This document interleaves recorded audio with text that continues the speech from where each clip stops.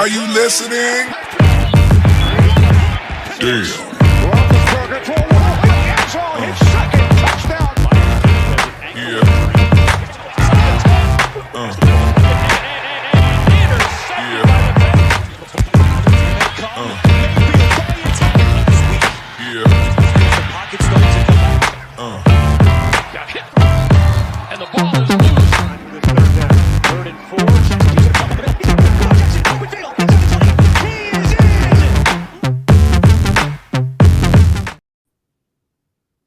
Welcome to another edition of the AFC North Talk.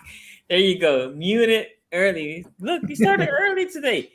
We started early. I know y'all are in shock. We started early today. I don't want to give ourselves too much credit. We did start 2 minutes late, but for us, that's very early. So, we should get a round of applause for that. You're right. Definitely a round of applause for that. Because think about this. We're supposed to start at 5, give or take 5 minutes. So that's right. No, yeah, it's the college rule. Yeah. You have a 5-minute grace period to class before you're really late. Okay, so this is what we're gonna do, guys. So coming in the next couple of weeks, we're gonna start working more on the draft side, right? As free agency basically has dwindled down, unless something crazy happens. Obviously, we'll talk about any pickup, but today will be more of the last day of the more heavy free agency talk. He won't be here today. No Q today. He has some other things he needs to take care of. Also, make sure you subscribe and hit that bell because during the off season, right? Because we only do one show, our schedules are moving, right? So we're trying to figure out what is the best day so most of us can be here on any given day. So hit that bell and you know when we're live. Okay, let's talk a topic that has me tired. Where do you want to start today? I'm exhausted, dude. I'm so exhausted. I'm like Lamar Jackson situation. Oh, Lamar? We have to talk about Lamar today? We can skip it. No, we shouldn't. We can skip it because this is the problem with the whole Lamar Jackson situation. We had 3 fan base excited about talking about Lamar, right? Because they like the mystery that the Ravens are getting, they're incurring on. Look, the Lamar Jackson situation is starting to get weird. I don't know about how you guys perceive it. This is something that, look, I think it has gone like in phases. Like when the Ravens put a transition tag, which I advocated for months. Okay, we did get correct. Did you see the comment last? We did get corrected on this. One of the fans got this was not it's the non-exclusive franchise tag. It's not. Yeah. There is a different tag called the transition. Yeah. No, but I so months ago I said to Tony, dude, they should just do the non-transition, gauge how much interest it wasn't there, and then let's get it over with, right? Yeah. My surprise is more like there was no interest, and here we are, right? My hope was when we put the transition tag, I actually put a video the day before they put the transition tag, and I said, I don't think it will happen, but if it does, it's the best solution because we can get this shit over with, right? It's either gonna be here or he's gonna be somewhere else, and we can all move with our life. That was my hope. That was what Sonny was hoping. You are too much the optimist, my friend, because this is going to drag on for. There's no end in sight, right? The problem right now. So back there when the Ravens put the transition tag, people are like, "This is disrespectful," right? The media was like, "This is disrespectful to Lamar." But no, you know what, Lamar? Now you can go find yourself whatever team. Then teams came out and say we're not interested. Actually, I don't know if y'all saw the coming of the GM of the Carolina Panthers. You guys saw that? No, I didn't see that. What happened? So the GM of the Carolina Panthers was asked, would you consider Lamar? Right? And he said, I mean, at this point, why would you consider? You just traded a bunch of picks for the number 1, right? Right. First and second, other than trading straight with the Ravens, they cannot offer him an offer sheet because they need two years of number 1s. They don't have a first for next year. But anyway, a reporter asked him, and he said, like, we consider him. He's a great player, but it was on the expensive side, right? And the one thing, I usually don't see as much media as I've been consuming lately. But the media from one side will tell you like, oh, it's because of the 2 first-round picks, right? But on the other side, they will say 2 first-round pick is nothing, which for the Panthers would have been nothing. That's what they gave up, right? They gave up 2 first-round picks to get whoever they got. Not only that, they gave up DJ Moore and they got two second round. Like it was way more than what would to get Lamar, right? It's the money side. That's the whole point. I hated the media side. It's because it's the combination. I think it's the combination. Right? Well, but the Panthers wouldn't be. Right, because they gave up way more than 2 first. Yeah, no, the Panthers would have been 2 first-round picks plus having to pay the quarterback the most. I know they're going to get a quarterback on a rookie contract. I don't disagree with that, but they gave more compensation to get ex-rookie. They got 2 firsts, 2 seconds, and a player. Yeah, I think only 1 second, but I know. I get your point. Very good player too. Yeah. But my point is, they gave up compensation while there was a lot there. Yeah. But anyway. So it has gone in phases. I think now things are turning against Lamar, right? Because I don't even know how Lamar can navigate really this other than just either be quiet.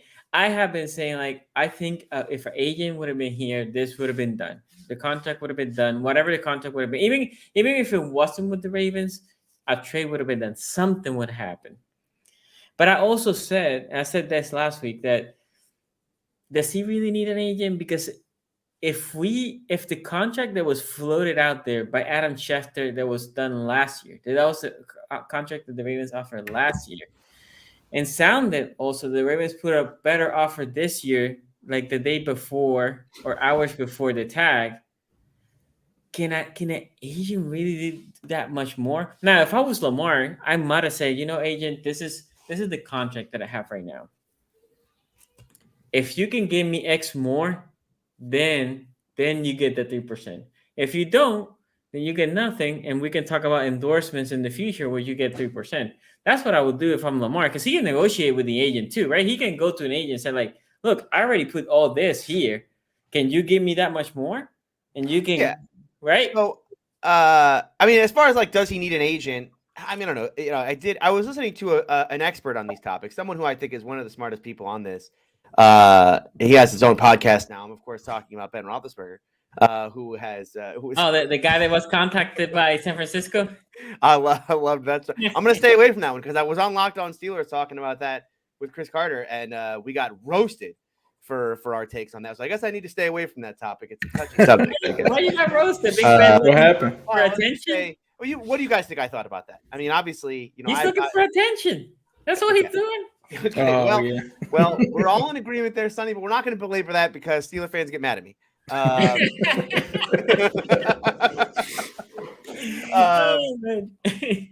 But Ben did talk about this, right? Now he brought up this 3% rule. I didn't even know this. That an agent, like by rule in the National Football League, cannot make more than 3%. It's not more, but he can make less.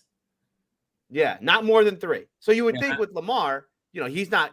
Whatever agent he's getting is not getting the 3%. In fact, if you're Lamar, you could probably get that down to like 1%. So then the question becomes like, can an agent get you 1% more on it? At some point, I don't really understand what Lamar's fighting for with this agent thing because. Well, now it's pride, right? Because I guess it is pride. It's like if an agent really do I really need an agent? And here's my offer, right? Because he stands to make $200 million, let's say, on this deal, right? Like $200 million guaranteed is what he's. Well, we can talk about the guarantees of because I thought. There was an interesting thing that came out this week from Florio, who Florio has a rocky track record. So I'm not going to say that what Florio says is gospel, but Florio did say he's not looking for fully guaranteed, right? There was like his sources say Lamar or someone related to Lamar or in Lamar's circle is reaching out to teams trying and garner interest, which is like how is this whole saga? Like you're right, Sonny, that this is turning ugly because Lamar is losing here. Like if Lamar Jackson, a former MVP, is having to reach out to other teams, say, "Hey, be interested in me." I mean, obviously, an agent would be doing that behind the scenes, but still tough. But I don't know. I mean, like if you're making $200 million, you're not. It's two. My check the math here, but 1% of $200 million is $2 million, right? To not have an agent here. I don't know, man. That just seems a little like I'd probably want the I think I's it's dotted pride. and the T's crossed I think it's pride. with an I think agent. it's The pride. only thing about that though is you look at Laramie Tunsil, right? He Mhm. represented himself, got himself the highest contract. So That's the same type of I contract. think it's more of like if it is a 3% thing, right? Or Yeah. 1%, Yeah. would you rather give that to your own mom or some other person that's representing you? I think it's his way of making sure that he gives back to his mom in like a way that makes sense. Yeah, I guess for me the shocking was like the number, right? Because if it were look, if the number was like 10%, okay, now I mean I'll do this without an agent. It was 10%, right? When we're talking about it's max 3, which means 3% is probably what you're getting, at lower levels. Lamar, because he's such a highly valued commodity, and his end number is going to be gigantic. He can negotiate that down with an agent to where it's like, but Or regardless, you could have said to an agent, look, I will give you 3% of what you give me above this contract. This is the contract that I already negotiated, right? You did nothing for this contract, right? Whatever the Ravens have. Yeah. Whatever you give me above that, I'll give you the 3%, right? Plus, I will have a partnership with you if you can find me a shoe deal, whatever, and you can get the 3% of those, right? I think that's fair. But the kicker is what was happening now, right? He got this guy that I forgot his name. There was the guy also that Rowe had last year, and it's the guy that Tunsil said this guy was helped me in the deal, right? But the problem is teams cannot negotiate with said guy. That's against the rules, right? And I think, and this is where I think Lamar is losing now, in the sense, not because necessarily the money, but now teams are like, okay, you're all over the place here, right? If we're investing 200 mil, this is the difference between Tunsil and Rowe, right? Rowe was 60 mil guarantee. No, Rowe's like 40 something mil guarantee, and Tunsil's like 60 mil guarantee, right? Highest pays in their class and their position, but investment wise, don't way near what Lamar Jackson is getting. Teams want to make sure like we don't have I don't think he's there, but we don't have a Kyler Murray situation. Not on play, but you saw when Kyler Murray signed, all the distraction that happened right after the signature happened, right? And I'm sure that scares teams. And with all this back and forth and bad taste that I think is leaving out there, I think he's doing himself a disservice. And then, look, I haven't put a video this week because I'm waiting of the damn interview of himself, right? He said on, I think it was Saturday or Sunday, he said like, oh, there's an interview coming about myself, and, me interviewing myself. And I'm like, okay, that's cool. I'll wait. But the more I think, I was like, what do you gain from this? No, he should do this. No, he should do this. He should do this because I think you look at the OBJ situation, right? There was a report out there. OBJ wants $20 million a year, and until OBJ was like, "No, I don't want $20 million a year. I'm just not taking $4 million a year." That gives clarity because when you have the agencies and the people that run the ESPN, that stuff can get out there like quickly. And like you guys brought up, he doesn't really have an outlet to the media. So the best person to do it is himself, is to come out and actually clarify, do you actually want a fully guaranteed contract? Because we've heard people say he doesn't. We've heard one side say he does. What were you actually offered by the Ravens? To me, I think it would be smart of him to represent himself and say what has been done so that controls the narrative. Like, hey, this agent situation, why isn't it working? If you're getting it from the horse's mouth, that's the best way to really attack that from a media standpoint. I 100% would agree with Ace there. I mean, I would even bring up, and I know everyone hates him now, but like Aaron Rodgers, same thing, right? Like Aaron Rodgers went a whole week in the media of like, look at him dragging this out. He's dragging this out. Why won't he tell anybody? And then he comes out and he's like, I told him last Friday, like I'm out. I want to go to the Jets. So this is up to them. Like I've already done my little darkness retreat. I hate the Packers now. I think, you know what I mean? Like, first of all, the Aaron Rodgers thing is a whole other thing. That's the way that's playing out now. It's like, I'm basically was going to retire until I found out they didn't want me. And now I have just hate in my heart. So I would like to be a Jet.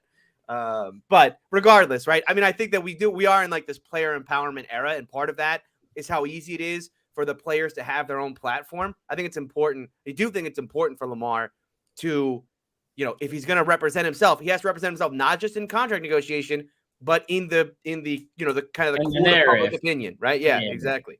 But my point is, it's not that I disagree with you. I think he could say as long as he's careful, I think he can come in there and say, look, you said Florio said no fully guaranteed contract, right?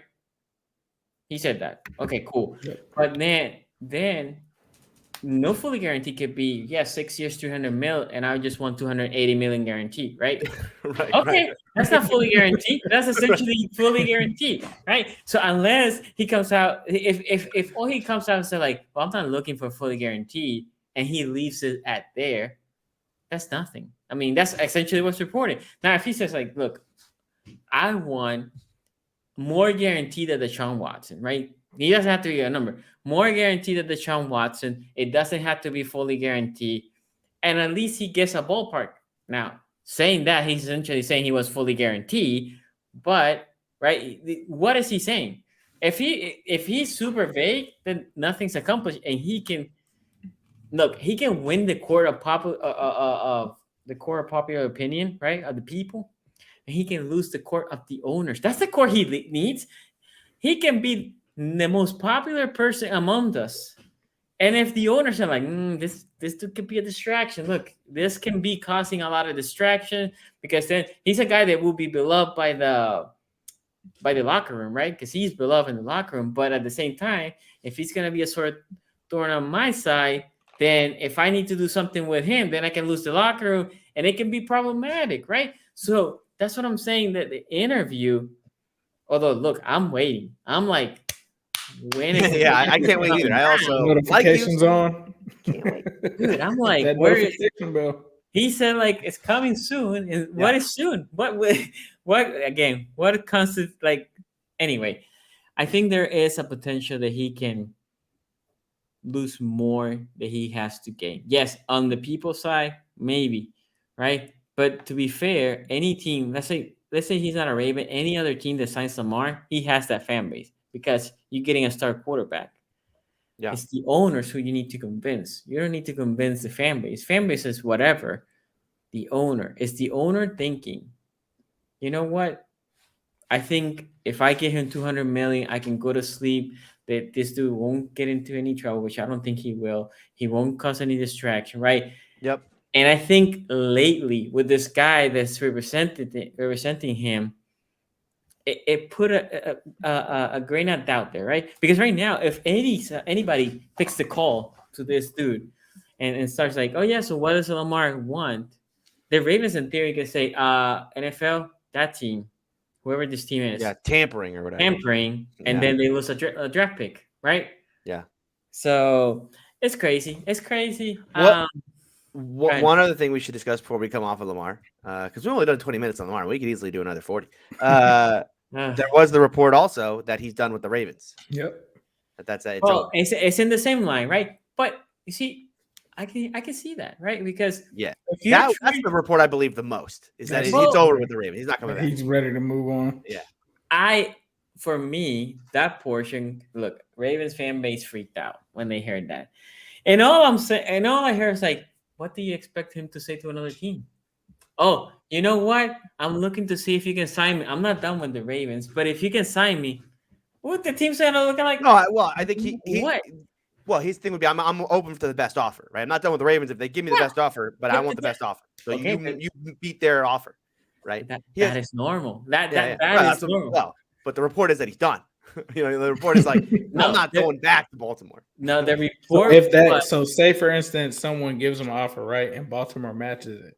I still think he's like, I still think he's out too. Yeah, I mean, I think that's why I said last week. I thought this got this whole if that was the case. Go ahead. Sorry. Well, I was gonna say because I said I'll just repeat what I said last week. I thought the whole, like you said, Sonny, go test the market. The fact that it worked so well for the Ravens, the fact that it played out exactly how they would want it, which is he tests the market and there is no market for what he's looking for, actually hurts the Ravens. Where it's like Lamar's like, okay, I don't know what the hell happened here, but like this is collusion. I just don't want. I'm never playing for you again now. Well, that's the one thing he can say in the interview that I think it could be worth it, and he can help himself saying, I will never play for the Ravens again. Because at that point, the Ravens can say, okay, if somebody signs him, I'm going to talk to that team, Ravens, and I'm going to say, I'm going to match it unless you trade me the 2 first plus X, and then let's call it a day. 2 first or something like that, right? And Lamar can say that, and I think it could be beneficial. I think more that Lamar. I mean, RG3 came out and said like the last he spoke, basically Lamar still has a good relationship with the Ravens. It's just about money. Yeah. Money, and that's it. But he has a good relationship overall. I think if you're Lamar and this dude is trying to talk to other teams, he has to say, and I think how the report was written was like that he is basically ready to move on, right? So ready if the money's not there. So which I don't blame him. If X team wants to give him 200 mil and the Ravens like, I'm gonna give you 170, right? I'm just making a number, by the way. Yeah. I can see that. I can definitely see that.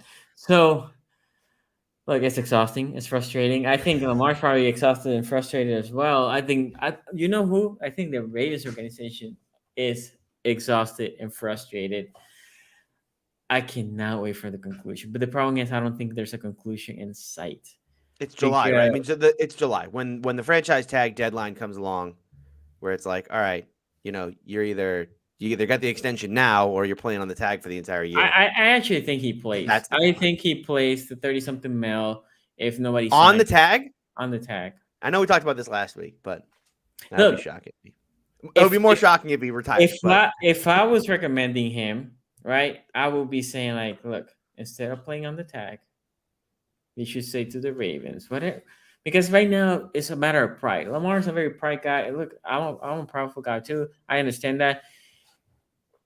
If nobody really signs him and comes down to the day before, I think Lamar should be like, yo, look, let's say the offer. I think the offer out there was 290 something for 6 years and like 200 mil guarantee. I think it's roughly what the offer was, right?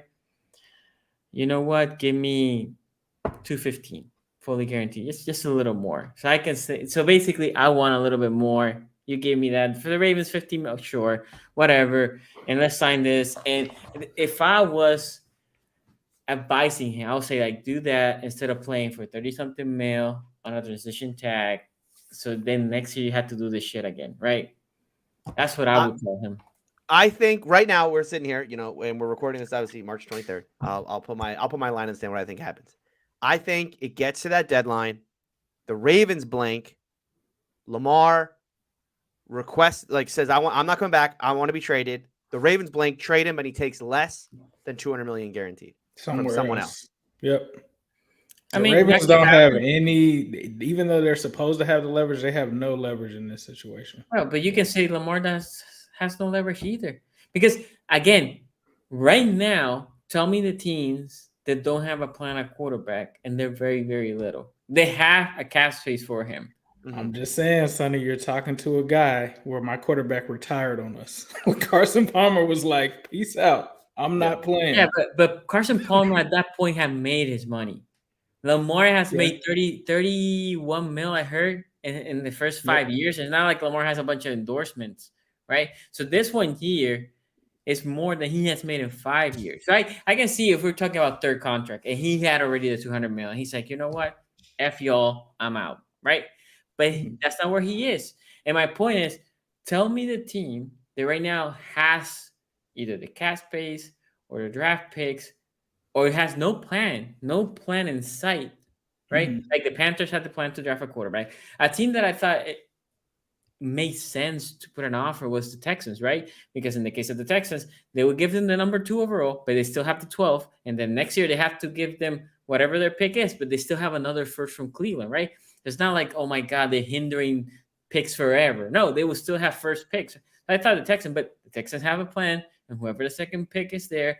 And the Colts seem to be content there, right? And whatever they're picking, Commanders are a shit show right now because they're selling the team. So who knows what's happening there? So there's another. Commanders is if Magic Johnson, if his team buys that, they're going after Lamar Jackson because we have until July. And again, there's no market right now, but that's because Lamar's at his peak demand right now, right? Lamar has no reason for his number to come down right now. In July, when we get to you're either going to play under the tag or you're going to sit out, right? Because you can't play anybody else once we get past this deadline.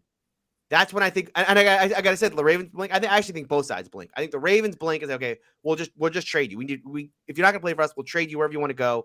And then he'll say, okay, I'll lower my demands to whoever you can trade me to, and then we're done with this thing. That's how I think it ends. Yeah, but we got a long way to go, baby. We got 4 more months of this. A lot of people are dismissing Miami. I think Miami's just not a player now because they don't have the pick. I think later on, Miami. What do they do with Tua? Yeah, they signed Tua the 50. No, Tua has fully guaranteed $25 million next year. We did the same with Jonah Williams. We can trade him right now and get the money off of the books. If somebody trades for Jonah right now, they would have to trade Tua. Yeah, they'd have to trade Tua. Yeah, I think Jonah's probably easier than Tua to trade when you have $25 million guarantee, unless the Dolphins are willing to eat a big portion like the Browns did with Baker. And at that point, I mean, because the thing is, Miami has also a bunch of other big contracts. Different from the Browns, they have Myles Garrett's big contract, but they really haven't a lot of big contracts. Miami does have a bunch and have Waddle to pay in the horizon. I'm not saying it's going to happen, but I'm just saying it's probably a little bit more difficult. I think the market for Lamar starts to crystallize once we get past the draft. Once we see who landed where in the draft, who got who. Because if he's not traded during the draft. If he's not traded during the draft. Yeah, exactly. I don't think he's traded during the draft, but I suppose that's possible. Especially if the Ravens want to just do. I mean, again, the problem for the Ravens is you're sitting on all this cap space that you're gonna open up. It's just a matter of when. It's just a matter of when. Yeah. So do you want to open that up before or after the draft? Because that's why they've kind of been slow with free agency, right? Like you're kind of being held hostage by this whole Lamar situation. But I think Lamar doesn't have any incentive to lower it because, again, he's incentivized to wait till after the draft to see who loses the game of musical chairs, right? There are 4 quarterbacks. There are more than 4 teams that actually need quarterbacks right now. To Sonny's point, it's just a matter of the team that loses the musical chairs, do they have the desire to trade for Lamar? Like, does the team that loses have the desire to go to get It's just, for me, for Lamar? example, I think 2 teams that, for me, make a lot of sense was the Tampa Bay Buccaneers and the team that we just talked about, the Commanders. And the problem, or as I see, those 2 teams, the Buccaneers went with Baker and the Commanders, who knows? I don't even know who they signed. I almost think that they're saying, you know what? We're going to tank for Williams. We're going to tank for Williams, and that's a cheaper option than just try to sign Lamar and trade all those picks, right? Yeah. Because, look, the Bears are sitting pretty because whoever the Panthers sign, they're not going to be – I don't think they're going to be a playoff contender. So the Bears have another top pick, right? And I think Commanders think even with Lamar and our division being strong, we're not guaranteed to win the conference or make the playoffs with Lamar Jackson because in that division, right? I'm talking specifically about the Commanders.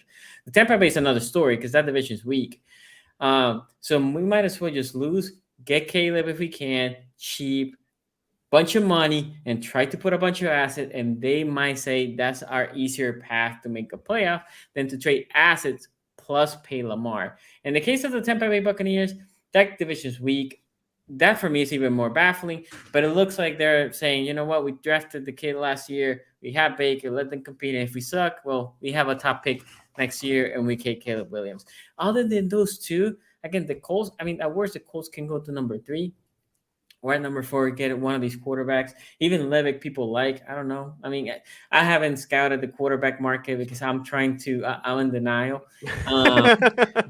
Dark horse is the Patriots. Patriots are a dark horse. Patriots, yeah. The Patriots is the other team, right? Because the Patriots, in theory, could tell the Ravens, you know what? We'll give this contract to Lamar. And you could get Mac. Like, would you take Mac Jones? Would Mac Jones work for you? That was my point. I think the Patriots could say, I'll give you the 2 first. Here's Mac Jones also and Lamar, right? They could do that. I just don't think Bill Belichick is about to pay all that money to a quarter. He has never done it, right? There are a couple other, you want to talk about, it would come out of nowhere, like dark horse type teams, like the Vikings, could they make some kind of thing where we're like, all right, we're going to ship off Kirk is, and then it's tight. I mean, the Ravens would essentially have to be like, okay, send us Kirk as well. Yeah. That would be one, right? And then like the Titans, something with Tannehill or whatnot, maybe. I don't know. I The mean, Titans like, for me are Titans, also yeah. in tanking mode. They look Yeah. to me like they're like, you know what, we're gonna just break this up. We need a cheap, talented quarterback the following year. I think a lot of people are looking at that Caleb Williams. And this is, I said this last week, or maybe it was the week before, that, man, look, I love Lamar, but it sucks. It was just bad timing. I think with Deshaun Watson was perfect timing.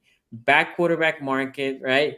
This year you had Derek Carr, you had other assets. So last year was a bad quarterback market. Also, allegedly a bad quarterback market. no, I'm talking about free agency. Then we go to the draft, right? And allegedly, yes, because we're seeing with time if it was not true or not. But here we were sitting saying like none of these quarterbacks are really first round pick. Not only that, there was one quarterback pick in the first round and nobody in the second, all the way to the third, I believe, right? Yeah. Quarterback. So that's usually not how the quarterback draft class goes, right? So there was a lot of desperation. Caleb Williams was 2 years away, not the following year, right? So there was a lot of desperation. And a team like Cleveland, they said, we're pretty set here. Let's put a fully guaranteed. Saints weren't willing to put a fully guaranteed. The Falcons weren't putting a fully guaranteed. The Falcons is the other team that I don't understand why, similar to Tampa, why they don't go all in on Lamar. Though, if you tell me which are the two teams that you're surprised, those are the two teams. Their division is weak. I think with Lamar Jackson, they win that division. Yeah. Plain and simple. Well, let's and maybe they are the team that emerges after the draft. Right? I mean, we'll see what happens. I think there's going to be more to see after the draft. Sorry to say, Sonny, but I don't think you're going to have the conclusion you want, or at least the finality you want by then. Okay, we have a couple super chats here. Nova Stone here says fans. We want wide receiver, EDC. Best I can do is a safety. And this is because Amos is visiting the Ravens. At the same time, Aguilar visited with the Ravens. And the Ravens are one of the top teams for Hopkins. And Hopkins is such a Raven move, by the way. Meaning this is essentially when they have hit on wide receivers has been vets on the last leg of their career, but they've been productive for the Ravens, right? So Hopkins will be something that I think the Ravens feel more comfortable with. But yeah, I mean, again, I'll go back to this. They essentially don't want to sign anybody. If you ask me, what is the reality? They don't want to sign anybody because they're sitting on 36, I think it is, Lamar. And they have the potential to restructure, I think, about 15 more, right? So they're sitting there looking, you sign Lamar, I can match it. That's what it is. But if they start signing players, and even if they make it in a way that is friendly, it might hinder themselves. And also for receivers, if you're a receiver, are you really coming to Baltimore? You don't know if Lamar's coming here or not. So I know we have another Pro Bowl quarterback, but still. By the way, Adrian Amos would be a weird signing for the Ravens because he's not even 30 yet. So no, yeah, but if it is in the cheap, why not? Yeah. Okay, who your power here says Zeke and Mixon best running back duo in NFL history, no doubt. This was about 4 years ago. That might be correct. I mean, yeah, exactly. Today, do you think they keep both? Right? I saw I forget who was on Twitter who said like, if you bring in Zeke, does that mean the end of I'm not sure. So when I first heard that, I'm thinking a lot of running backs, Mixon excluded. This year, you talk about Dalvin Cook, guys that had that $12 million kind of range, or guys that want that $12 million range, like Austin Eckler, they're not getting it. Like a lot of teams are going to them and saying, "Hey, you need to restructure, or we're going to move on, or we're going to trade you somewhere. Go ahead and see what your market is." I'm not so sure that this, like, I could see it being a Samaje Perine replacement at the same time because Zeke already got his money from Dallas, right? So he could, in theory, take a cheaper deal. The thing to me, though, is this. Mixon has to restructure based off of the way that the Bengals use him. They don't use Mixon that much. Obviously, we saw that in the Kansas City game. For me, the bang that they're getting for their buck just doesn't make sense, especially when you got to pay Joe Burrow, T. Higgins, Jamar Chase. Like, you've got to take some of that money and put it towards that deal, which a lot of people are saying, why are they waiting so long for the Joe Burrow thing? The reason why is I think there's a date in May where if they do the deal in May, they actually don't have to put the money in escrow until next season. So that's what the holdup is with that aspect. But to me, it's either he's a Piron replacement or he's leverage for the Bengals to go to a Joe Mixon and say, hey, we've got Zeke waiting to join this team and he'll play for $2 million and you want to play for 12. We don't want to pay you 12. So it could be a situation where, because I even think even if they are to play together, Mixon's still going to have to take a restructure or something like that. Yeah. There's no way that they're going to do it that way. So, well, the market's dry right now. The market is dry. I thought that it was interesting because the Bengals, this free agency, they've been very quiet. Like, there's not that much that gets out about Bengals news anyway. But the way that this was phrased is that Zeke is making his decision, which sounds to me like they've already made an offer and he's just figuring out which offer he's going to take between those three teams. So to me, it makes a ton of sense. The one thing that Joe Mixon couldn't do for the Bengals last year, pass blocking. We had MJD on the Cincinnati podcast. Even he pointed it out. That's been an issue. Samaje Perine was our best pass blocker. That is why he was on the field the majority of the snaps against Kansas City. What does Zeke do well? Pass blocking. He also has a familiarity with our run game coordinator who used to be the offensive line coach in Dallas and Frank Pollock. You got La'el Collins that he already knows. You got Cheeto that he already knows. You got Joe Burrow, Sam Hubbard, and all of the other guys from the Ohio State team that he already knows.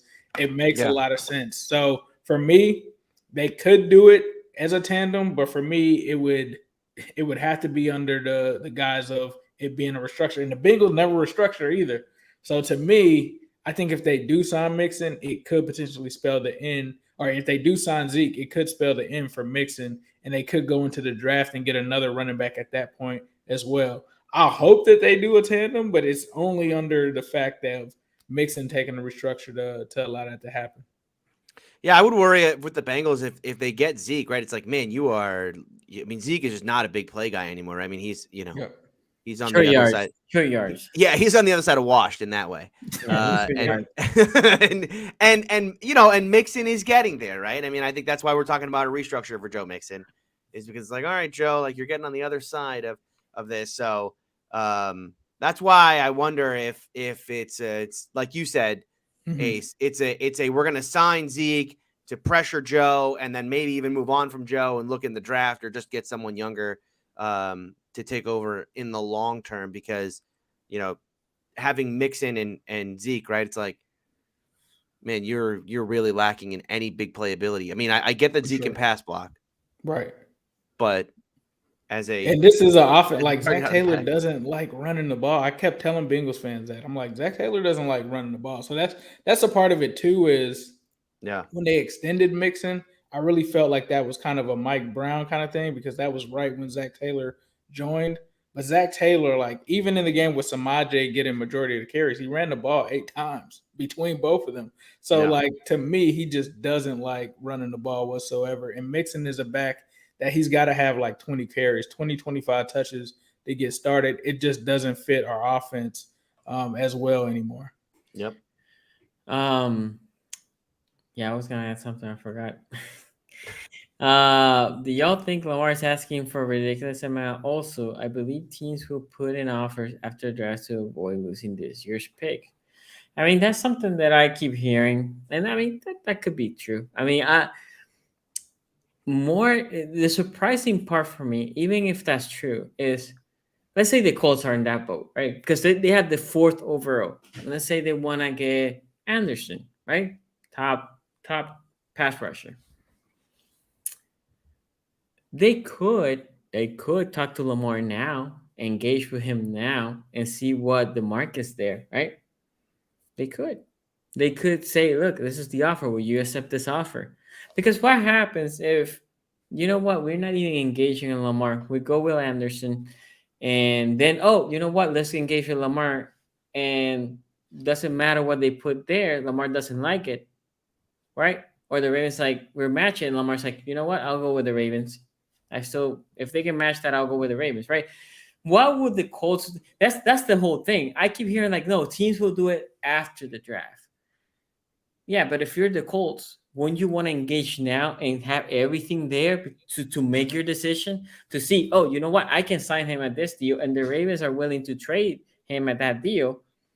I can go Will Anderson, and here, Ravens, I'll give you the 2 firsts for the following 2 years, right? That would make sense.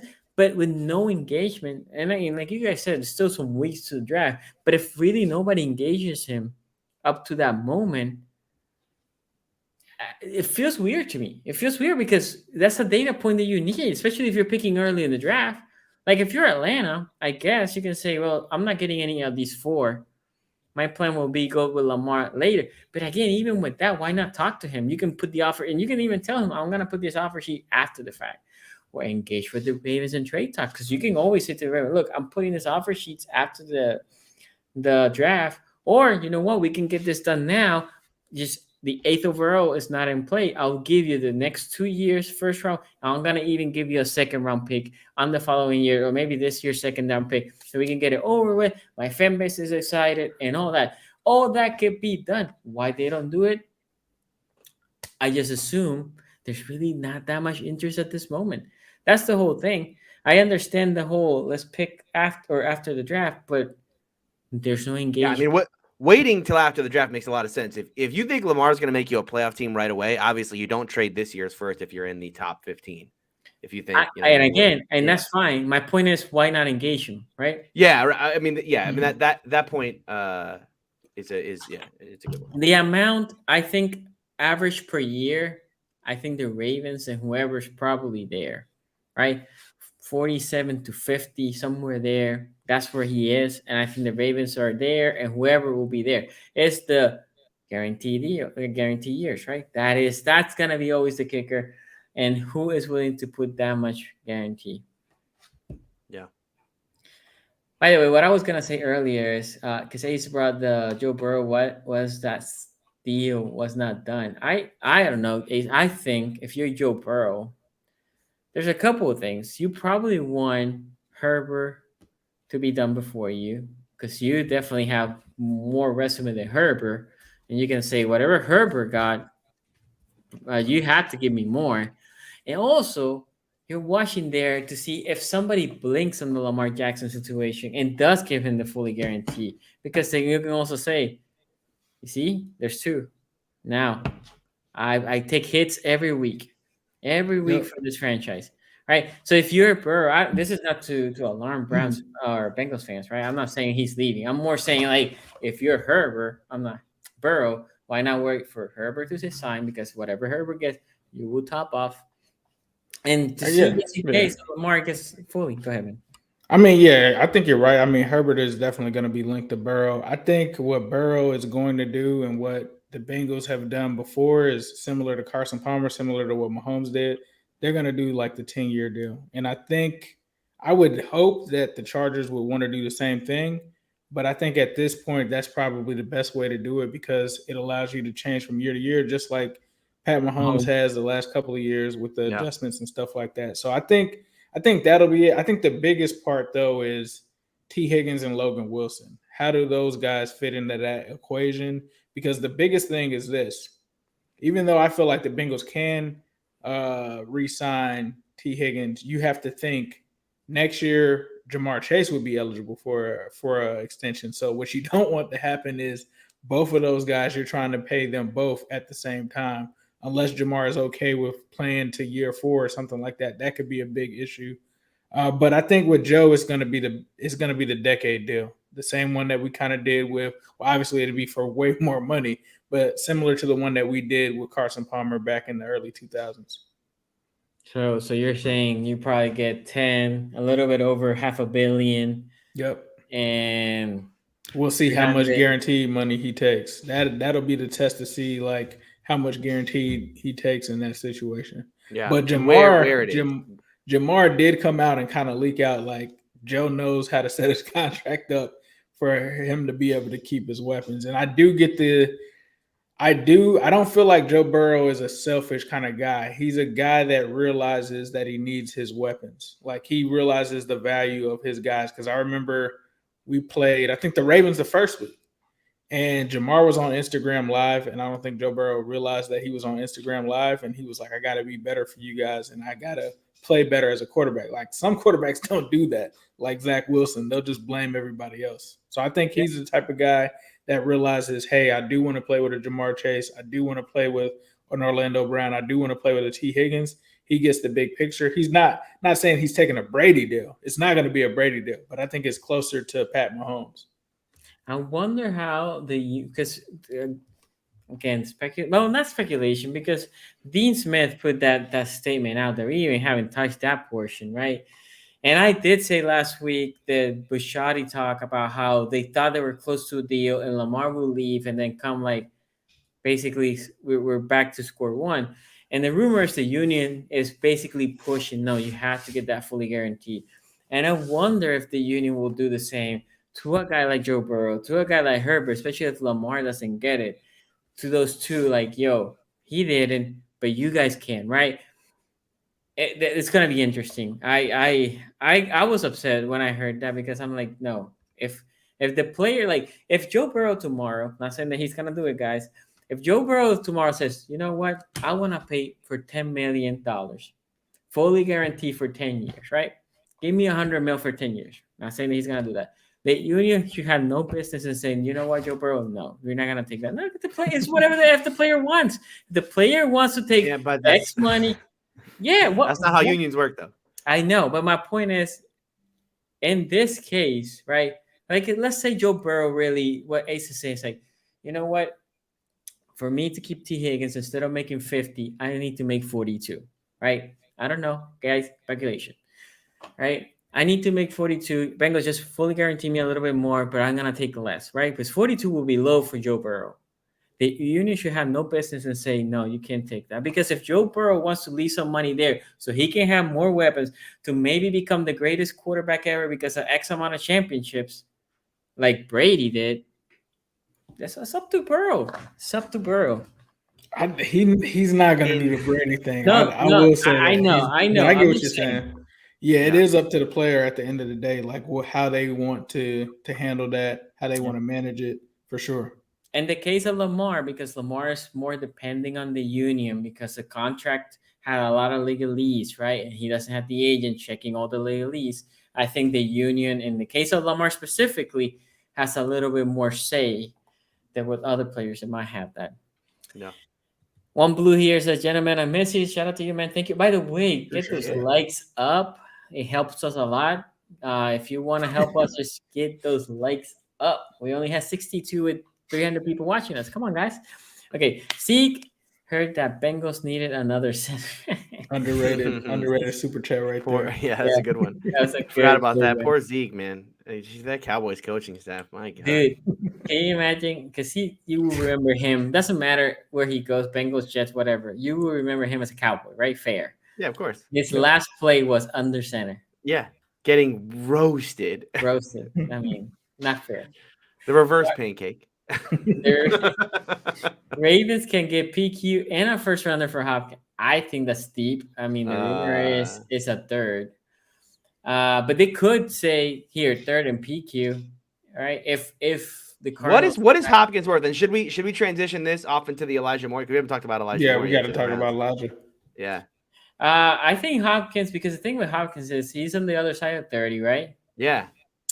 He has some. I mean, he was suspended last year, but before last year, he had injuries, right, throughout. So I'm sure teams are looking at him like, are you basically going to the AJ Green years, right? AJ Green, once he got to the 30s, he was bad, but he started playing less and less because he got hurt, right? Question with Hopkins is he there?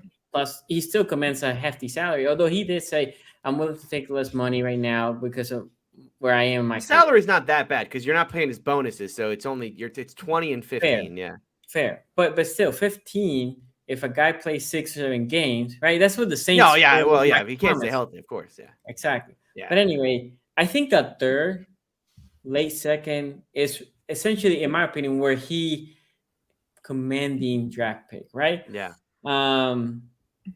The rumor is they won obviously as much as they can, but they were like a player. I don't know. It's weird because Arizona was all in on winning, right? When last year rolled, before the season started, people were talking Arizona as a contender, right? At least a playoff contender, if not like to make a deep run. Colleges got paid. They got Hollywood Brown. They have weapons galore. Hollywood Brown, Hopkins will come later, right? But that's fine because they should be fairly well when Hopkins comes, and they had J.J. Watt, and then they had A.J. Green as like the 4th or 5th, Zach Ertz, and look what happened, right? So I don't know, because Arizona's a weird team, but I think a 3rd is fine for Hopkins. I don't know. What do you guys think? That's where I was too, right? Like it just doesn't feel like he should be worth a 1st-round pick anymore. Not to say that his talent isn't there, but when you're trading a 1st-round pick, generally you want someone who's going to be with the team for a little bit. But you're either getting an elite player, right, or you're getting someone who is going to be there for a while, and he is probably neither of those things right now. And I think that's somebody the problem. cheap that you can see upside, right? Like Hollywood Brown got traded for a 1st. I thought that was too high, but he got traded for a 1st because they thought upside. He has Kyler Murray connection. You think he's going to be there for a while, right? Yeah. I mean, like, he's probably got another. I mean, the guy could play for, I don't know, Hollywood Brown could probably play for what, 7 more years, 8 more years? Yeah. So, Hopkins being 30 kind of changes it a little bit. Like if he was 28 or something, I think you could probably get a 2nd or maybe even a late 1st or something like that. I think at this stage, I'm almost feeling similar to when Jarvis Landry was traded for like a 4th rounder. Like I think it's probably a 3rd or 4th round pick for this guy. Yeah. The only thing that you could potentially do and use as leverage is this isn't the strongest receiver class. Like there's not a guy that's out there that's just like, oh, this is that. But if the Broncos can't even get a 1st for Jerry Jeudy, who's younger, who has more potential left in his career, if he's only worth like a 2nd or 3rd, I gotta think Hopkins is probably a 3rd or 4th. See, okay, Jerry Jeudy is a good thing to bring up because so the Browns trade for Elijah Moore. They trade for Elijah Moore and a 3rd-round pick for they get Elijah Moore and a 3rd-round pick for a 2nd-round pick. So essentially, just moving down in the draft. They don't actually trade away a pick; they're just moving down to get Elijah Moore. Look, as a Steeler fan, I'm excited that they got an unproven talent at wide receiver, right? Because obviously, if they would have gotten Jerry Jeudy, who is still, and I shouldn't say like Jerry Jeudy's like a proven talent, but I think Jerry Jeudy has more proven. He has shown flash. He's done more. He's at least had like 800 yards and stuff like that. Right. There's some there with Jerry Jeudy. Whereas with Elijah Moore, like, he's got back-to-back 500-yard seasons, and he really fell out of favor with that coaching staff. Requested a trade midseason last year. I do think though, like, okay, so as a Steeler fan, yes, I'm excited that they didn't get a more proven commodity at the position, but I do think, it would be wrong of me, of any of us say like, this is probably directionally correct for the Browns, right? Meaning that you should be where they are in their building process. They need rookie contract type players with a lot of upside who you hope pop to add a bunch of value for a contract that is, far less than what they're going to bring you as a player, right? I mean, it reminds me a lot last year of the Chiefs trading for Kadarius Toney, getting a player still on their rookie deal. Yes, he fell out of favor with the Giants, but if we make this thing work, like this is a huge get for us because it's a huge talent. You pair him with our quarterback and our offense, like we can make this thing work. Well, speak of the devil, there he is. Show my name on screen. I can only be here for about 5 minutes, but I want to show a brief hello here. You literally are perfect time. We just talked about Elijah Moore. We're talking about him right now. Talking about it now. Yeah. All right. Put the super chat down real quick for a second. All right, here. The Super Bowl has happened. The Browns have won the offseason championship yet again in the AFC North. I want y'all to know this. Elijah Moore, who needs amigo? We got Elijah Moore. He's gonna be the next great thing in this division. Okay, you can talk about the Migos all you want. What you got on Elijah Moore, Amari Cooper, David Njoku, and Donovan Peoples-Jones? Y'all favorite down there in Cincinnati. I want to know what y'all got on that. Do you got 3 good corners and a linebacker? It's Toast City. Dalvin Tomlinson, Double O, and Myles Garrett are about to wreak havoc. Myles Garrett about to break the sack record that TJ Watt was too soft to break. Yes, too soft to break. Just couldn't get Tyler Huntley. Couldn't sack Tyler Huntley one time. Couldn't sack Tyler Huntley. Did sack him one time. Sacked him twice, actually. They took one away. But a tie don't mean you own it. A tie mean you tied it. That's what it means, right? Tied it. It's his record. He shares it. He shares it with a number of people, like with 3 people. You know what I mean? Yeah, like one other person. It's like dating Lori Harvey, my guy. Like it ain't even yours, my. So shout out to the Steelers on that one. I think Ace is the only one who will get that reference. Shout out to the Steelers on that one. And then the Ravens, fight back, do something. Move. Are you alive? Are the Ravens alive? Do they have a GM right now? Has anybody heard the Ravens do anything? Has there been a call? They signed a long snapper. They're looking at Adrian Amos. Man, aren't you impressed? Nelson Aguilar. Oh, Nelson Aguilar too. Yeah. You know it's bad when the Steelers have legitimately had a more eventful free agent period to you, and the Steelers don't even believe in free agency as a concept. Like that is wild. Anybody in this? I think we signed more players than anybody. We signed 6. Okay, you signed a lot of players, but the biggest name player is Pat Peterson. Let's go. Is old Pat Peterson. Future Hall of Famer Pat Peterson. Okay, put some respect on his name, please. Is he retiring as a Steeler? He will. He's gonna go in. He's gonna go in as a Steeler. Yeah, just like Joe Hader did. Yeah, exactly. Who spent all them years with your organization. Joe, you know, Joe. That's how much the Steelers smell bad, because like Joe Hader lost all them games in Cleveland, was still like, you know what? That's where my heart still belongs, and that's gotta hurt on some level. You know what I mean? That's gotta hurt on some level. Like you had your best years with me, and you still thinking about your ex. That's crazy. Yeah, exactly. That's crazy. That's crazy. Went down with his ex. You know what I mean? That's like, imagine getting married to somebody, riding it out with them at the twilight of their career, and then they get buried, and your last name ain't even attached to it. That's what Joe Hader did to the Steelers. I guess he must not like it there. But shout out to that. Are you actually claiming the offseason championship right now? Because generally that's a bad thing. We're gonna claim 2 championships this year. Okay, 3. Okay. 4 back to back. Oh, you're going back to back. Not 2, not 3, not 4. We gonna get the division one. We gonna get the division one. We're not getting the draft one. We're not getting the draft one. You can't win the offseason in the AFC North because the Steelers have that under lockdown. We've signed more players. We have more draft picks than anybody. I mean, we basically own the offseason. Did you trade for Elijah Moore? We did not trade for a back-to-back. So it's over with. No. It's over with then. Y'all don't got Elijah Moore. I don't want to hear it. You know what I mean? We know the history of Ole Miss receivers in this division. We know what it is. Shout out Dante Moncrief, the GOAT. Okay, that's true. The GOAT. All right. Just hope that Elijah Moore doesn't break his finger, because that will really throw him off course. I'll tell you that. I'm going to tell y'all this. I'm just going to tell y'all this. I'm going to tell y'all this. All-season championship, that's already locked in. You know, I ain't even going to the. You know what I mean? We got many of those. We don't even count those no more.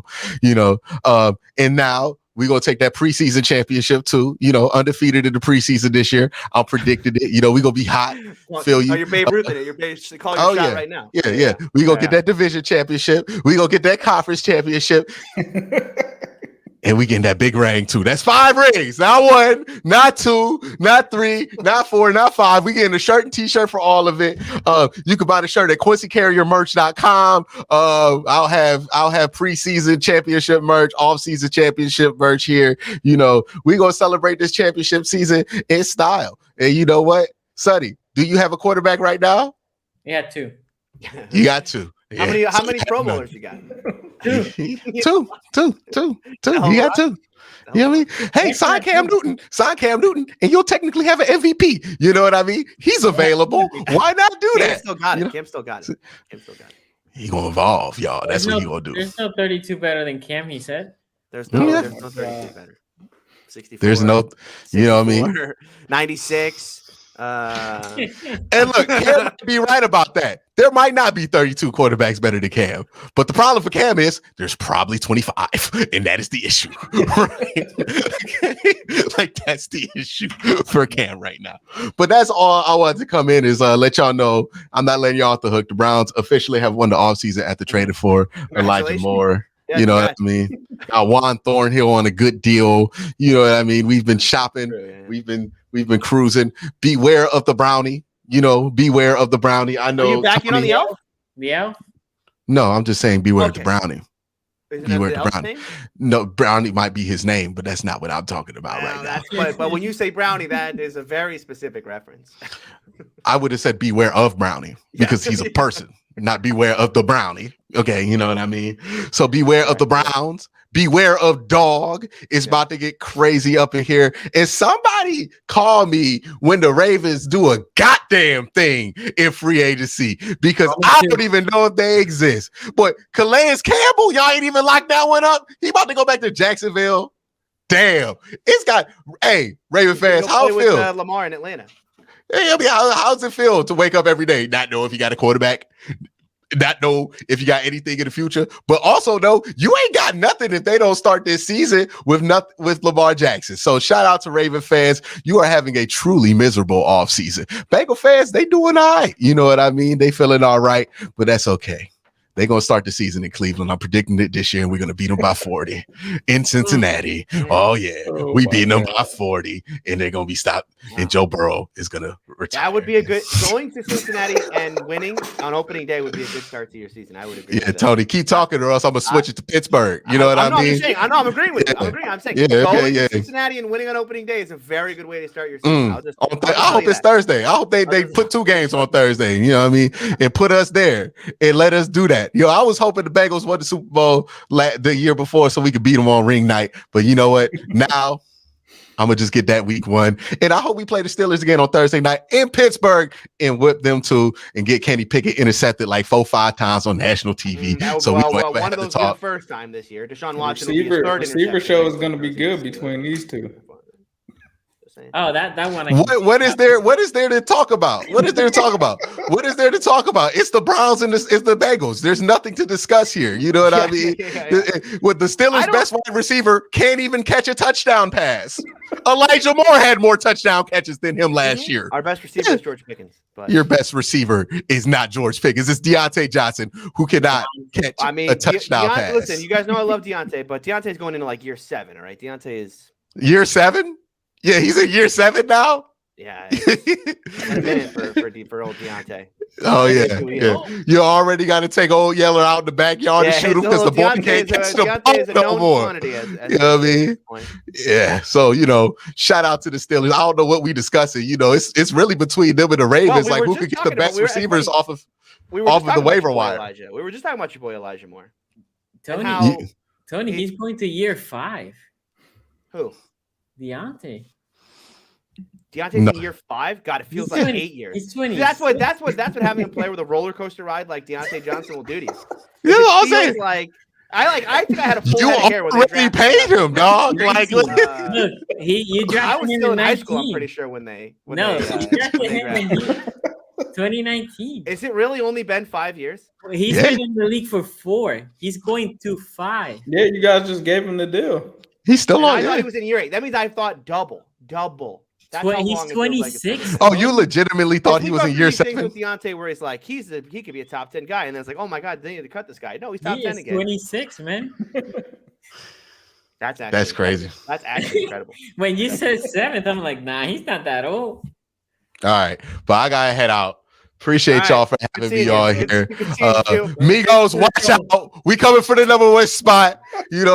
Ravens, what do Ravens rank number 1 in anymore? Do they rank it number 1 in anything in this division other than overpaying linebackers? And they're not even number 1 in linebacker because Logan Wilson exists. Yes.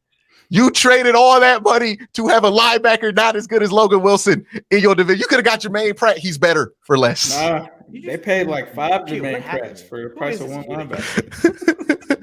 You know what I mean? 3rd best linebacker in the division. JOK's coming back hard this season. I was with you last year. I don't know if I can come back. I don't know. I'm gonna he had a rough season last year, but he coming back. He coming back. We're legitimately Raven fans. Tell me where you rank number 1 at. It ain't receiver. It ain't tight end no more because he not even in the neighborhood. He got packed out, moved out, eviscerated, and evicted. And then what? Offensive line? Ha! No, nowhere on the offensive line. Quarterback? Even if Lamar came back, this Lamar stuff is getting nasty. They're like slandering. They're slandering the guy who's representing them. Ken Francis is a Florida man who most recently was pitching a home fitness invention, I'm told. He is now trying to negotiate a 9-figure contract. This is nasty. The media is getting nasty with this. Lamar's got to do his interview with himself. What are we doing? What are we waiting for? They need to drop it right now while we're on the show. This is the same guy that Rowe had last year, and then when he was trying to negotiate Rowe's contract, the league put a memo out there. They put it at his name. Do not talk to whoever this dude is. Because he's not a certified agent. Yeah, because he's not. I mean, he's getting stuff done. He's getting stuff done. He can get certified. And hey, he can do everything legally. Maybe if he was y'all general manager, y'all would actually be number one in one of these position rankings. But guess what? That ain't happening this year. The L is coming back to Baltimore. Everybody have a great day. Tony, have a terrible day. Sonny, I hope y'all sign somebody. You know, it's been a long free agency for y'all. And Ace, we coming. We coming. And that was another segment of Fantasy Island here on AFC North. Okay. So are you talking about the memo that the league put out? Yeah, they just sent out a memo to say, don't talk to this guy. Yeah, well, they did it last year, too. They did it last year. Okay, one thing I was going to say before Q talk about this, about the Elijah Moore and everything with the Browns is the Browns like the Broncos, Tony. You were saying like, oh, the Browns need these players because they need to see where they are in their growth. No, the Browns they're not in growth mode. Actually, I agree with everything. I'm saying they need someone with value is my argument. But my point is the Browns are on a win now, similar to the Broncos. The Broncos essentially are because the Browns the only reason that they have money to sign these guys was they said we're gonna keep pushing money in the future, right? So that means in the next couple of years it's gonna get harder for them. They're in the win now. Same thing with the Broncos. The Broncos have no money. They push a bunch of money out and they give a guard and a tackle a bunch of money, right? And it's because they move. Both of those teams are saying we need to win now, right? They need to win. They need to contend. Let's say they don't win the division, but they were there and they win at least a playoff game. That's the floor. If those teams don't do at least that, then they have bigger issues. I think those two things specifically. But I think the win now mentality when you're paying, once you're in the market of like, okay, we're paying our quarterback, right? So we can't sign guys to big deals anymore, or at least we have a limited set of money to play with. That's when you have to start hitting your rookies, right? They start hitting rookie contracts because you need to get the value of a $20 million player out of a guy who's making $2 million. That's why I said Elijah Moore is directionally correct. Yeah, right? And I agree. Even if I don't know that Elijah Moore is the right player, because who knows? I mean, like you have to pay. They paid them $2.5 million for the next 2 years. Yeah, exactly. Yeah, exactly. And then you hope he pops. Yeah. I think Elijah Moore is a good move for the Browns, especially considering that they were kind of striking out on trade offers or free agent guys. I think the Mecole Hardman one, that was a weird one where it was reported that he was joining the Browns, then it wasn't. Then it was the Jared Jeudy thing. And I think that they got a guy that's still young. I mean, Elijah Moore, this is his second season that he's coming off of. And this was a guy that showed some promise. I do agree with Tony, however, you don't know what the potential is, but at least you know that you're getting a very solid slot receiver that's still incredibly young on a cheaper deal because he was drafted, I believe, in the second round. Yeah. Showed some promise there. So you're surrounding this quarterback that you have with weapons, and you're doing it in creative ways where if you do have to save some money because of Deshaun's cap number, getting a guy like Elijah Moore from a desperate Jets team that needs as many picks as they can get to just try to land Aaron Rodgers was a smart move, I think, on their behalf. I was surprised that the kid went for what he did go for. It didn't seem like they really had to give up much for him, especially in this draft. Now, there's a lot of slot guys in this draft, but there may not be an Elijah Moore. So, for them, I think it's a solid move. I still want to see, can Elijah Moore be a 1,000-yard receiver? That's the only thing I think is left to be seen from that. But I think it's a great move for the Browns. One blue here says, Tony, against division trade, but what is your favorite trade Jonah Williams for first round pick? Okay, so obviously this is never going to happen, right? Because like an interdivision trade, I said it in the chat, right? I was like, hey, we did a trade, remember? We did. It's up to us. I think it would be no problems. I think me and Tony, we'd go out for a nice lunch and we talk about Jonah Williams. But I'm not giving you more than a third is the problem. I would take Jonah Williams as a Steeler fan. I would, right? And I understand, people are like, oh, Jonah gave up the most sacks and yada, yada, yada. Look, the Steelers right now are lining up Dan Moore at left tackle. Dan Moore's not horrific, right? Like he's starter capable. But again, I don't know that now that we're going into the year 3 of Dan Moore, how much more meat is left on that bone. So the reason why the Steelers are very heavily looking at the tackles in this class to upgrade. So if is you're it a telling me good that tackle class, Tony? Because I haven't checked. it's a decent enough tackle class that it would be worth at 17 to get one of those at guys. 17, they better get one, because if they don't get one at 17, it's kind of, there's not an elite prospect per se, but there's like 2 or 3 guys at the top that you I think the feel comfortable Steelers taking. would too. It's really up to I don't think two corners. No, not 2 tackles, 2 first round. That's going to be the decision: is corner or tackle. Why not both? We got 32. Exactly. That's what I was. I think 17 they can do corner, and from 32 they can easily jump and get either. Or you Porter know what? You could get Joey Banks. Porter with the first rounder, and then if you want to give up 32 for Jonah Williams, no, I'll give up. No, but think about this, Tony. I told Tony the other 76. day, I told the other day to Tony, like, hey, the Steelers lately, they love drafting a guy from University of Maryland, right? Yeah. They have the tackle coming out of Maryland that I heard is pretty good. They can probably, with that pick 32, jump to the late first and grab him and still pick Deontay Banks. Corner. Tony probably likes Deontay Yeah, Banks. Banks I mean, Tony, what do you mean? You wouldn't trade Chase Claypool for Jonah Williams? I mean, no, I wouldn't. Would you trade Chase Claypool for the 32nd overall pick? I think, look, I think for me, like getting a 3rd round pick and getting Jonah and taking a flyer on that, right, and seeing what you get from him. Look, he's got a bunch of talent. Obviously, you need the doctors to clear the knee injuries. Breaking news here. Breaking news. Lamar answered to Tom Pelissero. Tom Pelissero tweeted, Ken Francis is a Florida man. What Ace tweeted, or what Ace talked about, right? Yeah. Mm-hmm. And then Lamar just tweeted, stop lying. That man never tried to negotiate for This is exactly why he needs to go live and tell his side of the story. Yeah. Because you see how big of a firestorm that just was. And it's according to Lamar, it's Florio, right? That was Florio that leaked that the guy was talking to people. Florio leaked that someone was, but they didn't know who it was. No, he said that guy's name. I remember he said Florio said the guy's name. I read I had the PFT article open, and it didn't name anybody in there. Oh, I heard him in the YouTube. But maybe he said it somewhere. Okay. Anyway, continue. Very exciting stuff. No, I mean, I think for the Steelers, I would be okay with taking a flyer on Jonah Williams if you can. Look, and again, the guy's coming off of like a broken kneecap, back-to-back, bro, dislocated kneecap, right? He dislocated it in like week 6 and then dislocated it again and had to sit out the entire playoffs. So obviously gonna need I'm not a doctor. I don't know how kneecaps work. I mean, they're supposed to be attached to your knees. That's as far as I know. That's what I understand. Yes, that's my understanding about Jonah, though. If you're expecting Jonah to be healthy, that's the thing, right? You got to figure out, like, is this? Yeah, do you want to take the risk on that, right? Because I think a third rounder for a what would essentially to me be if he's healthy, an upgrade at left tackle.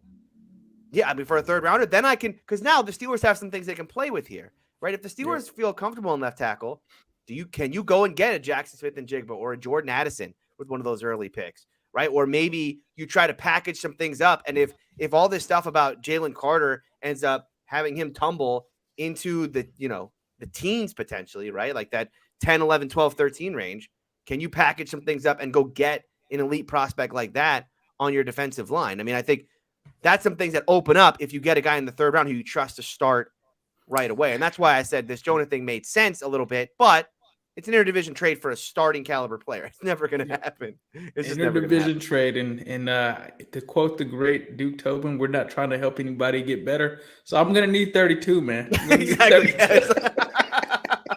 Right. The Steelers would have to massively overpay. And it's like, okay, if you want to, if the Steelers are going to have to trade away a 1st round pick for Jonah, it's like, nah, I'd rather sit there and take like an Anton Harrison or one of these guys who could still be there at 32. What they should do is, I don't know if they've I've never remembered anything in the history of that, but how the NBA has like 3 team trades. Yeah. They should allow the NFL to do that. That would be pretty dope. 3 team trade. Lamar's definitely on Twitter. Oh yeah. I like it. I mean, he's not saying anything bad against any team. I think he's more pissed at this point with the media because, He just did the Ben Affleck and the Lamar jersey. Yeah. Okay. I think the Bengals should give Burrow $200 million guarantee in a 10-year deal as soon as possible. We'll put the dagger in Lamar's contract. Like, if they do that, if Joe Burrow signs that, then Lamar Jackson gets screwed even more, because then the Ravens can say, like, okay, we can do a 5-year $100 million guarantee. Yeah. So I think one blew the problem there. Yeah, is that it wouldn't put a dagger in the Lamar contract talks. I mean, it would hurt Lamar Jackson more than like $200 million at a 10-year guaranteed is an awful deal for Joe Burrow. He shouldn't take that. We're talking about Burrow probably, if he does a 10-year deal, we're talking about probably 350 to 400. Yeah, 350 to 400. How long is the Watson deal? 5 years. 5 years. So it's only 5 years. That's the thing that makes it weird, is how it would be to a team's advantage to do the 10-year, because then, like, say you said 10 years and let's say you said 300 million, that's still far better than 5 years, 200 million guaranteed. Well, if you do 10 years and the player's like, well, if I'm going to do 10 years, I need 350. Because the thing with the Patrick Mahomes, something that people don't talk about, his guarantee was less, but he also has an opt-out, I think, after year 4 deal, that he can say, I want to opt out. I want to be a free agent, right? I don't think nobody would like to have I'm assuming the Bengals wouldn't want have that put there. So if you want to then get more guarantees for that, 350, 400 for a 10-year half a bill, which is fine. The only concerning here is, as always, if he gets injured, right? If he gets injured, what happens to your team? The other thing which Lamar could potentially use, which is that Mahomes' contract said that every league year, the next year becomes fully guaranteed. That's the way his contract works. Yeah. But the thing is, how Lamar's contract was worded, I think it would end up being a fully guarantee unless he would have just sucked the first 2 years. Like, if he just went from being great in the next 2 years to just be awful. This is a point that I forget who. I wish I could give this guy credit because he was on a show, and I remember thinking, like, damn, this is actually a really good point. It's a former GM, I think. He might have been on 30-13 Team or one of those type of, maybe it was like, the 3-lettered thing that I won't name, their podcast. Chris? Come on, do you love them? I've switched over, Tony. I'm on the 33 side. You're on the 33 team? I appreciate that. And I appreciate that. Yep. But he made the thing of, like, look, if you're a 25-year-old player who is top of your position and you're trying to fight for fully guaranteed, you're fighting a losing battle. These guys get all the money. Like, historically, you don't need fully guaranteed to realize the full value of your contract, because what's going to end up happening is they're going to pay you everything, and then in the last couple of years, you're going to restructure again. So you have fully made the entire contract out. So it's like you're fighting this battle. It's not even for you. You're fighting the battle for some other guy who's going to end up getting fully guaranteed. You don't even need it. Was his point. Yeah. Yeah. Unless you think that in the next 2 years you're gonna suck, right? And at that point, obviously you need it. But yeah, that's the whole point. I agree with that. Anyway, so someone in chat is pointing out that the Steelers and Baltimore made this Wormley trade, and that's where they're saying like interdivision trades are possible. Yeah, okay, I said that was for a like, yeah, it was a 7th. Well, the Steelers, I think, gave up a 7th, and you gave us a 5th, so it was like a move down type thing. No, the other way around. Yeah, and then, I mean, you guys gave us a 5th, we gave you a 7th with Wormley. Yeah, something like that. Yeah. And so it was like this was essentially a this is like a roster filler type situation, right? I mean, like, Wormley was a depth piece on the Ravens. He ends up being a starter late in his career on the Steelers, but he was always, he was brought in as like a depth piece. This is very different than the Jonah Williams is a former first-round pick being traded to start somewhere else potentially as a left tackle. Funny, oddly enough, Jonah Williams, the Bengals ended up picking Jonah Williams because the Steelers traded up to get Bush. Yeah. Which ended up being the Bengals said, like, okay, let's get Jonah Williams to be our left tackle. Yeah. We screwed each other. Like, we screwed everything. That whole draft is like a disaster. Yeah. Okay. What are your thoughts on that memo from the NFLPA warning teams about speaking to a non-certified agent who is trying to help Lamar? Look, I think I heard that why they have this. By the way, these agents are certified by the PA, right? So it's certified by the Players Association. And I heard the reason why they did it that way was to avoid off-character people to try to screw these players, right? Because if you're certified by the team, then now that contract, like Tony said earlier, it cannot be more than 3%, right? So it's capped, right? If it's not certified by, it could be whatever, right? So that's why. So the NFL agree in the collective bargaining agreement that they will not allow teams to basically, the team cannot be like, this guy can help you make a deal with us, right? And have somebody on the side. No, it has to be somebody certified by the PA. Not by the NFL, it's by the PA. Yeah. So I understand it, right? The NFL is trying to cover their, what. So they're just saying, look, before anything crazy here happens, there's a collective bargaining agreement. This is what it says. The PA has to certify these agents. Dude is not certified. He can talk. Lamar can talk to him, but that cannot be representing with the team. Yeah, it's because it's like the whole protect the player type of thing, right there. It's really a thing put in place. Like, I get that this memo sounds like they're trying to hurt Lamar, but at the end of the day, this is a rule to help protect the players from, like you said, Sonny, of guys who are there are people who are end up trying to especially when they're young. I'm not saying this was Lamar, but this is the whole, again, it's a PA. It's the PA that certifies these guys, whoever these guys are. It's the PA that certifies the representing of the Speaking player. of that, by the way, great documentary on this called Broke. It's a 30 for 30. I don't know if you guys have ever seen it. It's a fantastic documentary about players who end up getting swindled and with shady characters. Top 2 picks for Jedrick Wills? No.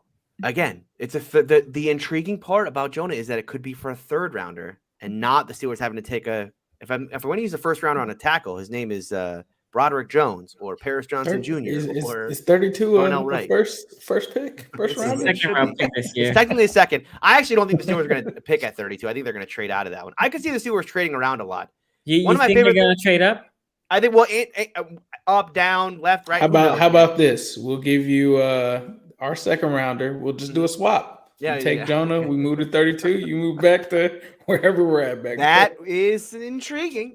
See, now that's one where I don't know where your 2nd round pick is. It's probably like at the end. So it's at the end. Come on, Tony. Right, it's at the end. It's like you can have our 2nd rounder and we'll take yours, right? But all the way to 32. I like 32 a lot. So but anyway, the Eagles the Eagles guy we got, Andy Weidel. He's formerly with the Eagles. The Eagles are notorious for moving up and down the draft. You look at their Wikipedia page from last year; they had more draft picks that they traded away than actually selected players. So they like to move around. I think the Steelers could potentially be that way this year. If the Steelers feel comfortable at left tackle, I can definitely see them going corner, and then. Not that this guy is as good as Chase, right? Because he's gonna be picked on the block of the 1st round. That is the later part. But then saying here's Addison for and by the way, if they get Addison, they should trade Deontay Johnson. Because I told you this. I think because this is what's gonna happen. I think Deontay Johnson's gonna get pissy because where your boy's gonna go. Deontay, look, first of all, Addison can play in the slot, and so we don't have a slot guy right now. You're not putting Deontay in the slot. Deontay's going into what, like year 10 or 11 at this point? So it's his 5th year. That's still unbelievable. No, but I think Deontay's a known commodity at this point, right? He's a good route runner. He will get open. He is not a big play receiver by any stretch, but he at least is I'm going to use this word, dependable in some ways. At being open at the right time. He was very good at being that guy who would get open on 3rd and 7. You could count on him to be that guy. I don't want to trade that guy away for what is still, I know people love George Pickens, and I think he's the best receiver the Steelers have right now, but he still has a long way to go to be a real true number 1. I mean, the guy's got to learn to be a better route runner. He had one of the worst open scores in the NFL right now. He was a combat catch guy because there's always somebody over top of him, right? So if the Steelers took a wide receiver early, I would still want to keep Deontay. I don't want to create a problem for myself at wide receiver. Gotcha. Benjamin here says we kept saying no one is engaging with Lamar. How do we know Lamar and the team isn't just keeping it quiet until the draft? Ravens won't match if Lamar says I'm done. Don't match. Lamar's camp hasn't messed up yet. Okay, so I'm gonna give my 2 cents because everything you said there is correct. We don't know. But there's no incentive for Lamar to keep quiet a negotiation. Because if there's other teams thinking about it, but nobody's really talking to him, there's no urgency for those teams to also go talk to him to drive the price up. The thing that drives the price up is there's a low supply and a lot of demand. Right now, his demand doesn't look to be there, right? It's just basically the Ravens is there. But if tomorrow it leaks that the Colts are talking to him because they're thinking about possibly making an offer, and the Commanders are thinking about putting on a possible offer, and Atlanta, well, you know what that does? Now he can say, well, I have 3 teams. I need more and more guarantees, right? And then that achieves the. But if he just keeps on the VL and really nobody goes, and then after the draft, oh yeah, this guy gave me an offer and I accepted. Well, he negotiated with one. Well, he can try to create a momentum, maybe even for the Ravens to put more money out there, right? There's no incentive of Lamar to keep quiet a negotiation, right? Maybe the amount he doesn't want to leak it to out there, right? That's what the Costa said that Lamar and him had an agreement that they were not going to put the figures out there, right? So I understand that he's not maybe saying like, no, I'm trying to get here 250 fully hour guarantee, right? But there's no incentive for him to be no team's talking to me. There's none. That's a disincentive. He wants to create that momentum to get a possible deal done. That's it. Yeah. I don't know. You guys agree with that? No, I mean, I think the only issue there is that if Lamar starts talking and teams want it to be kept shut, right? There isn't the plausible deniability of like, oh, the agency, someone at the agency talked. Sorry about that. It's like, no, Lamar or someone close to Lamar leaked it because like you don't have an agency, dog. That's the only thing. But I generally agree with what you're saying. Yeah. Like he's incentivized to build a market for himself at this point. Okay, Benjamin also says, we keep saying Ravens are exhausted from this. Well, once Lamar leaves, it's more exhausting losing most of our game.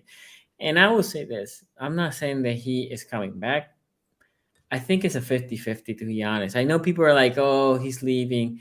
I think he likes Baltimore. I think he likes everything but the contract negotiation. I think this would have been the same with any other team. And as I stated last week, I'm not here saying that he needs to get any, right? I think I've been very clear that the contract he has is essentially what an agent would have got him. That's what I think. But if he goes to another team and parting that team says, yes, I'll give you what you want. If he wants X and the other team wants Y, that team has to explain to him why he's not getting X. And to explain to him why he's getting Y, that team has to do exactly what the Ravens are doing, even if that team is offering him a little bit more what the Ravens are. So then it goes back to square one that he might be feeling disrespected. And this is why I think it's a 50-50 shot. Because if he starts talking to a couple other teams and the other teams don't get him what he wants right away, he will hear maybe similar things that he heard from the Ravens camp. Which at that point, he's going to be like, well, okay, see, if the money is kind of the same and they're all saying the same, I might just well go to a team that I know the fan base already loves me. Because the other problem that you have moving to a different team is if you don't hit with that team, talk about a fan base that can hit you right away. I'm not saying that he won't. But let's say he goes to Atlanta. And again, I'm not saying that because if he goes to Atlanta, it's a very high probability he succeeds. But if he goes to Atlanta and for some odd reason that team does not do good and he does not play the part, that city will go quickly and turn on him because he has nothing, no cachet that he's built there. Versus in Baltimore, he's beloved, right? So he will build up the initial. He will build up the initial love of like, thank you for coming here. You're a savior. But let's say that comes right off season, blah blah blah, and in the first year they don't make the playoffs. Right. And he didn't play great. Yeah, it will go like that. Right? Yeah. I see what you're saying. If he stays in Baltimore and they don't make it, people will be like, well, he doesn't have receiver. He doesn't have this. Right? Lamar is the Baltimore Ravens, right? That's the difference. I think is also important to know. But again, he could leave. All I'm saying is I think it's a 50-50 at this moment. By the way, do you feel bad for Todd Monken, who left Georgia to potentially go to Baltimore, and then Lamar's going to lead on? He's like watching. No, because apparently they were told there's no guarantee that we're keeping Lamar. Gotcha. To all of the OCs. Gotcha. Like there's no guarantee that Lamar comes back, right? I think Tom Monken maybe said like, okay, but I have stability in Baltimore because like similar to Steelers, right? Stability. If they don't keep Lamar, they might be able to make a move. If not this year, the following year, I might be able to work with Huntley. Blah blah blah. One more thing before we go. We do need to update the logo on the top right. That is not. You do not, Sonny. You do not deserve that. I know. I need to, but Q hasn't sent me the transparent one. I need that. Okay. There's an app for that, you know. We'll work on. Don't worry. If you got the one with the white background, we can. Yeah, and the problem is if I clear that white background, the AFC letters also go out, right? So. Oh, that is true. You're right. Yeah. Don't worry. Some loyal fan out there. But no, Q.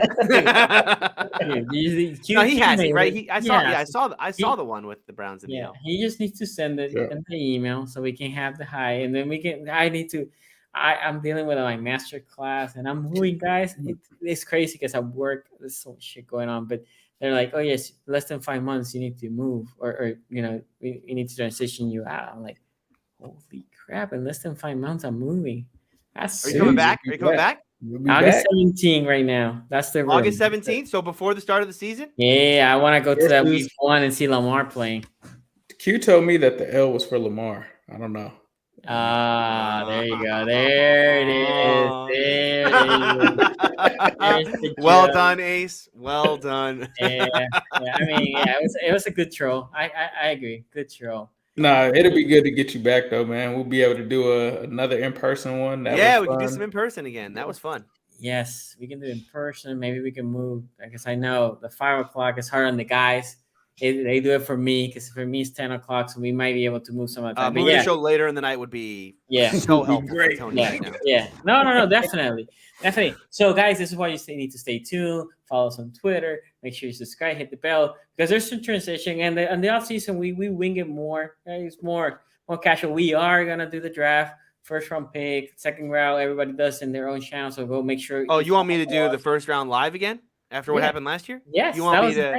I need some. No. I need some assurances first. Hold on. I don't want to do contract negotiations live on here. But no. We should not be promising that Tony's going to be in the first round. Will be here. Tony will be here. We'll send him a sandwich.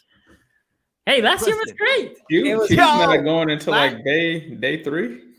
There's so many. Yeah, he's Q can take this draft off. Yeah, Q can take this year off for sure. I'm not sure if I'm going to be here for the round 1. We need to create more memes, Tony. Yeah, okay, we can create memes. How about I'm not the center of the meme? How about that? Okay, memes are just fine. I have no problem. Oh man, that was great. That last year was pure gold. Look, for a person that got up at 1 in the morning, I was fully entertained. I went to work, right? I think I went to like 10:30, woke up like at 12, did all the show and kept going to work. And I was engaged. I was up because I think the joy of us taking Kenny Pickett, propelled you for like another 72 hours after that. I'm sure. Yeah, because I did a live after that. Yeah. For the second round. Yeah, right. And meanwhile, I'm like holding back tears live on air. It's great. Yeah, I mean. Oh, it was so good. But look, what happens, Tony? Look, that could be me this year. What happens? That is true. The QB of Stanford. Somebody said there's a QB out of Stanford. Tanner McKee. Tanner McKee. I hope you guys. Someone in chat just said it. Stetson Bennett to the Ravens would be phenomenal. I don't even know who that guy is. Right? Georgia quarterback. Bennett. The Bennett quarterback is coming to the Ravens in the 4th or 5th round. I'm sure. You're predicting that? Good. I like that. Why not? Why not? But no, I'm more saying what happens if the Ravens at pick 22? No, Ravens fan we're getting that wide receiver, and then even more is Smith and Jigma because that's the favorite for the Baltimore Ravens. If he's there, if he's there, look, if he's there, and people are like, "Oh, giddy up! Oh my God, we're getting Smith and Jigma," and then they go again. I haven't scouted these quarterbacks because I'm refusing right now, and we get I don't know whoever the Stanford, Tennessee, some of them. So whoever these guys, yeah. I'm the meme. Right? I'll be the meme.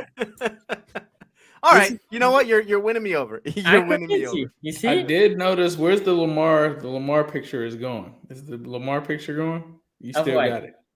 Don't you have a picture of Lamar? Oh, no, it's here. Here's my kids. I don't want to show you the disaster that I have in this area.